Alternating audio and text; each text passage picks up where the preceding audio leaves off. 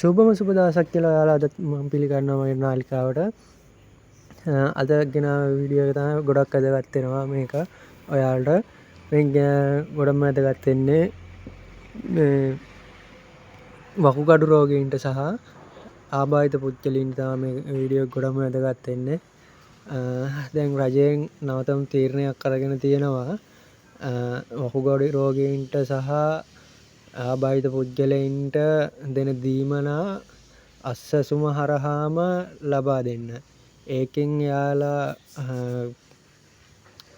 මේ කියන්නේ දැන් ඉක්මනින් මුදල් ලබා ගැනීම තමයි ඒ කියන්නේ රෝගියාට ඉක්මනින්ම මුදල් මේ දීම තමයි මේකෙන් ගොඩක්ම මේ එයාලා අදහස් කරන්නේ. එතකොට ඒක ගොඩක්ම වැදගත් වෙනවා ඉක්මනින්ම ඔයාලගේ අතට මුදල් ඒම නිසා මේ වෙනුවෙන් ලංකාව පුරාම ප්‍රාදේශීය ලේකම් කොට්ටාස මාර්ගයෙන් සංවර්ධන නිලධාරීන් සහ සමාජ සේවා නිලධාරීන් සහ මේ දවස්වල පුහුණු කරගෙන යනවා.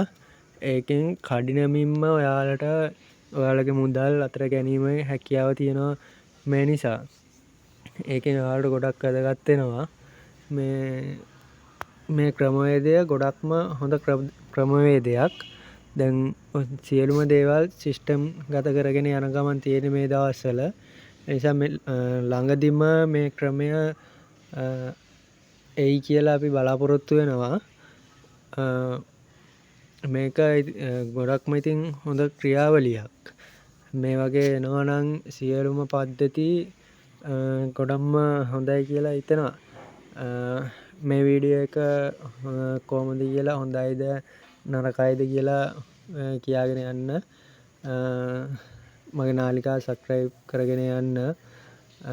මේ වගේ වීඩියෝ දිගට මේ නාලිකාව තුලින් ගේනවා ඔයාලට. ලයික් එකක් දාගෙන කමෙන්ට් එකක් දාගෙන යන්න. ඔයාලට සුබ දවසක් කියලා ප්‍රාර්ථනා කරනවා.